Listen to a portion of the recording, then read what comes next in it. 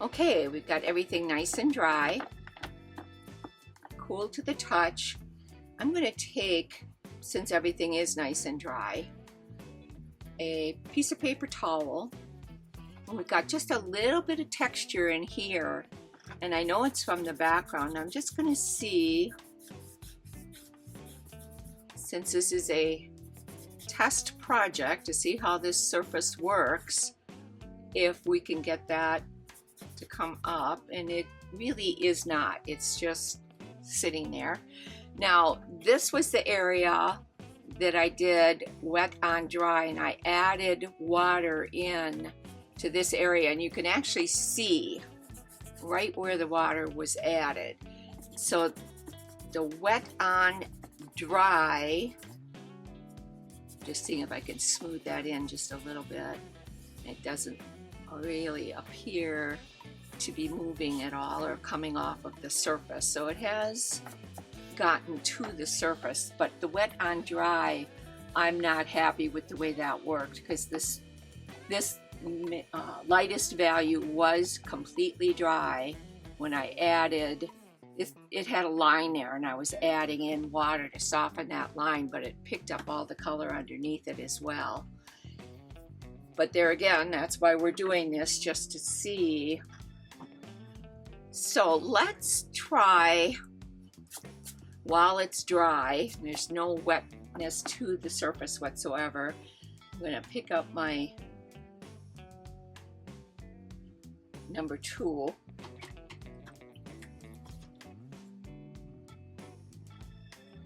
It's got a really lovely point to it. And I'm going to bring you guys down just a little bit closer so you can see me do this. What we're going to do is we're going to add lines, vein lines, and you don't want to go with a lot of moisture. It doesn't seem that this surface handles a lot of moisture. And then we're going to see if I can soften them away with water and not pick up the value underneath. So we'll see if this surface is going to do that for me or not. We'll try. But that's what we're trying to see, if this surface will do what watercolor paper does. This is the watercolor canvas.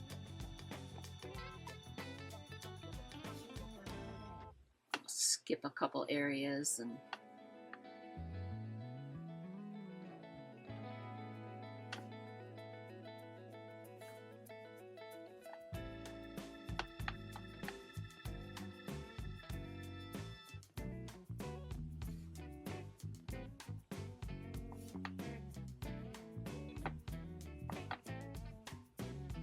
all I'm doing is reloading my brush and twirling it so it goes to a point. And then I get those really nice lines. Oh, nice they are, but they work. Okay, now cleaning out my brush, picking up some water that's got my blending and glazing medium in it so that it's nice and soft. Now I just want to soften the edge with a little water of these lines.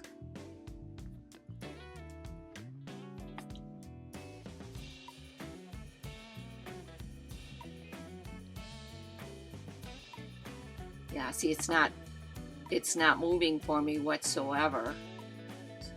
So that technique is not working well on this watercolor canvas by Master's Touch. I kind of wondered when that didn't work out very well if this would work. Yeah, that's not moving whatsoever. What I want to do on this petal, and it's completely dry, so I'm going to get some moisture on it. Not a ton. This watercolor canvas doesn't seem who like water.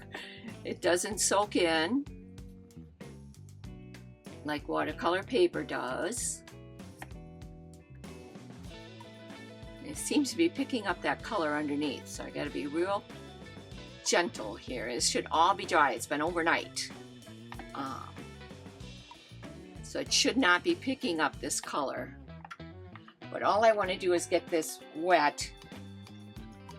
We'll let it sit. And then we're going to try the watercolor right on top, which will be wet on damp. So veins are on damp paper. We're going to let that sit. While that's sitting for a few minutes, just want to make sure, yeah, it should be good. I didn't put a ton of water on there because I don't want it to take forever to dry.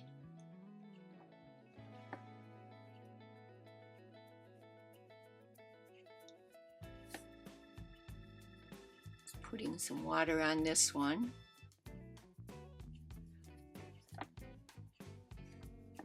This petal.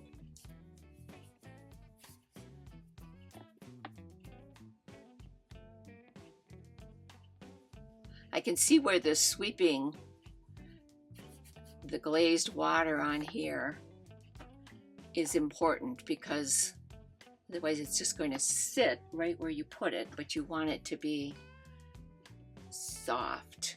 So I'm going to go back to that petal, pick up some of my paint. So this is going to be wet on damp. And I just want to see if it's going to actually spread these veins or not, like watercolor paper would.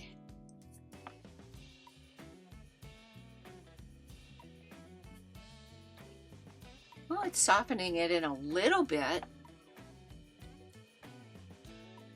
but not as much as watercolor paper would be, but somewhat it's softening them in.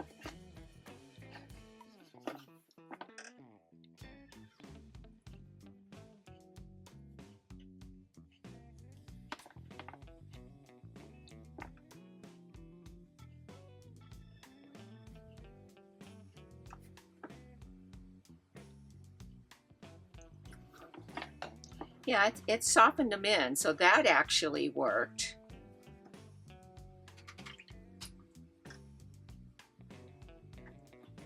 Since that's still wet, we're going to go ahead and apply with the number 4.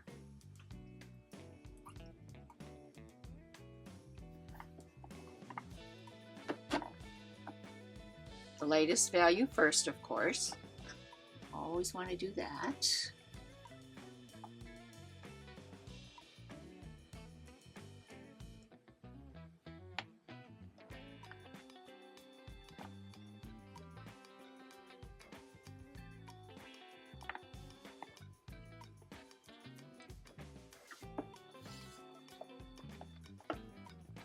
I'm just moving my board as it's needed to.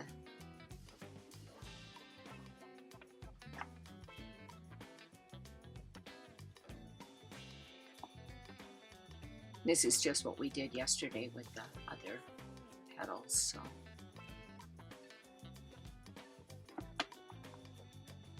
Do the mid value. Need some more water, it's dry already. Crazy. Okay.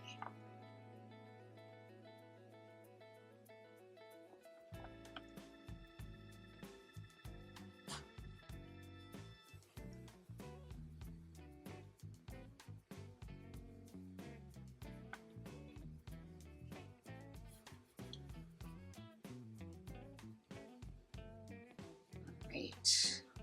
This is going to be just like this petal where it's just dark at the bottom there, towards the center of the flower.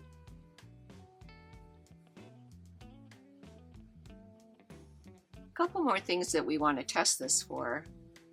Probably won't finish the design because, again, this is just a test design on this watercolor paper. Let's see, once everything is dry again, how that masking fluid comes up. We want to do some dry brushing. I want to try the eradicator. See how the eradicator works on this surface. We want to do it on a dry surface, so we don't want to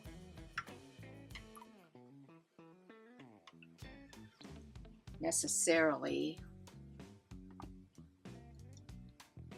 do it on this wet, because then it will pick it up on the wet. I just want to see if it'll pick it up on the dry with the eradicator. Okay, so we got that in there. Now what I'm going to do, let's try the eradicator since I'm thinking about that one. Turn this around so we can get at a different area. Since this petal isn't the way I want it anyway, you always want to have a clean paper towel in your hand. See if this eradicator will pick this paint up.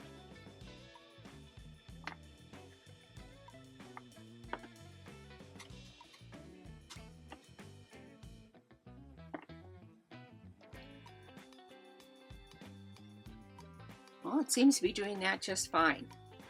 So it doesn't have a problem with the eradicator at all. Yeah, that's working out just fine. So that's something that works well on there. Now let me see, because I'm not really happy with these veins since it was on the damp surface. Let me see if this is going to let me, because I can do this on regular watercolor paper and thin my veins out if I need to. I just want to see if it's going to allow me to do that on this paper or canvas. Yeah, it is, actually. I'm surprised.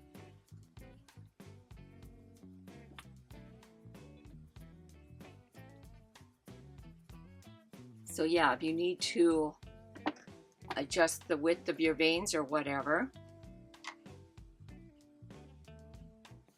you're good to go with that. Like this one seems to be a little thick to me. Yeah, that works. So that's good. Okay, let's try some dry brushing and see how that works. Now I do dry brushing a little differently. I use a rake brush. That's okay. Everybody does it their own way. If you want to take your number 4 and spread it out, I would not recommend that you use a brand new number 4 to spread it out, because separating your hairs like that on your brush, and what they teach us to do is to spread your hairs out like this and then load your brush.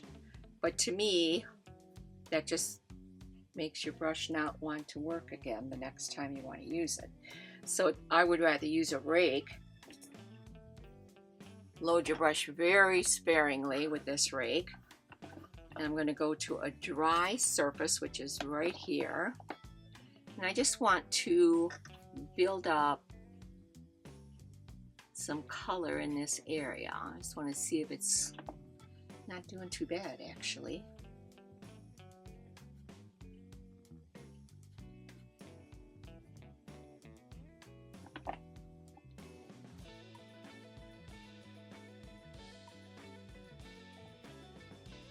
See how that just is building up the color with that rake? You don't even have to hardly load the brush with much color, which you don't with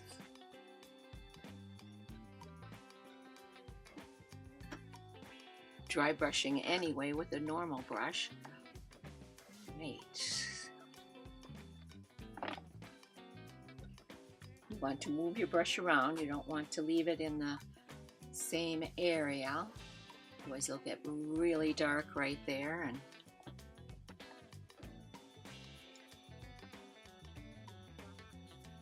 yeah, it seems to be working okay. Can build up some of that color that way.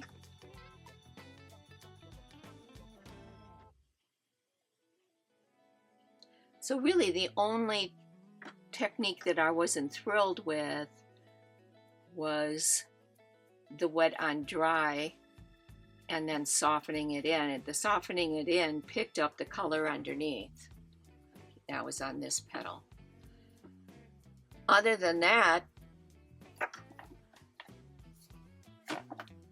this watercolor canvas really has worked very similar to watercolor paper. That was the only technique that I didn't care for the way it responded. So I hope that that will give you some good ideas on how this canvas, watercolor canvas, let me show it to you one more time so you can remember. It's a Master's Touch watercolor canvas. They always have a sale like every other week on these products that you can pick it up fairly inexpensively and see if you like it. But most of the techniques, except the wet on dry, worked fairly well. You have to go much less water with this product than I would normally with like a 140-pound cold press arches. So good information. So let me just go back over everything we covered. We covered wet on wet, and that worked out fairly well. Wet on dry I was not happy with. We also did wet on damp, which worked out okay. It spread a little bit more than I thought it would, but it worked out okay.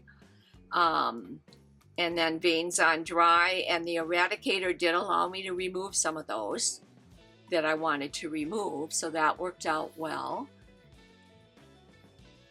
Let's see how this frisket works before I let you go.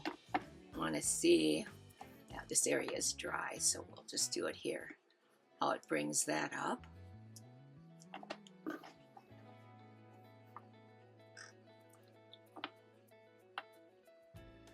Oh, comes right off. Excellent.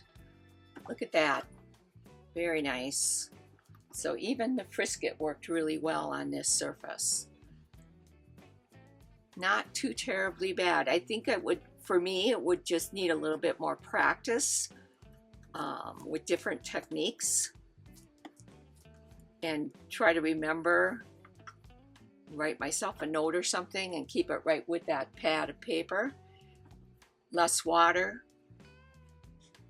Don't try dry, wet on dry, because it picks up the color underneath, or go very, very, very lightly, which I thought I had, but you never know.